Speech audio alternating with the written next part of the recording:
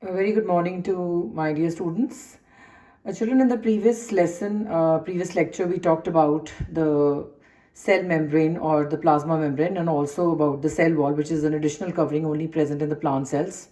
So today we'll be talking about all the cell organelles.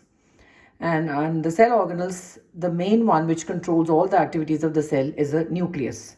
So depending upon whether the cell contains a nucleus, a nucleus, we have two types of organisms, that is the eukaryotes and the prokaryotes. So in the prokaryotic cell or in the prokaryotes, the cell is not having a proper nucleus with a nuclear membrane, whereas the nuclear region is undefined.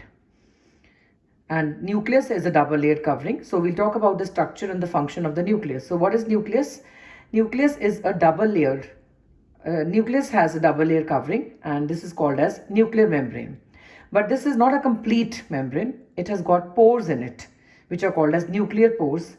And these allow the material from inside of the nucleus to go to outside, that is the cytoplasm. Now, what all is present in the nucleus?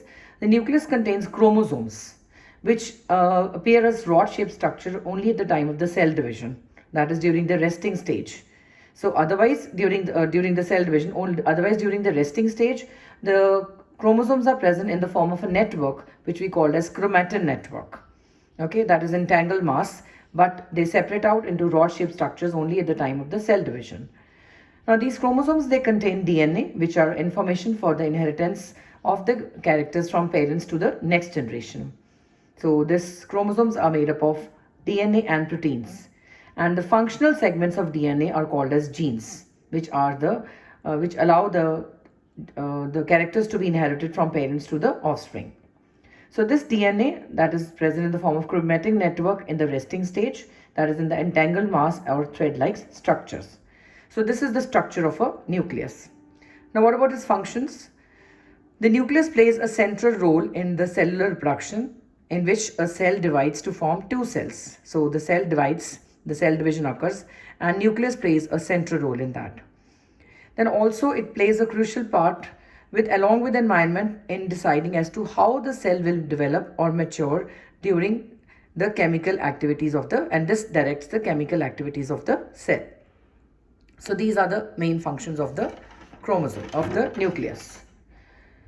Now in bacteria, which is a prokaryotic cell, the nuclear region is undefined and there is no nuclear membrane. Only nucleic acids are present, and this undefined nuclear region is called as nucleoid.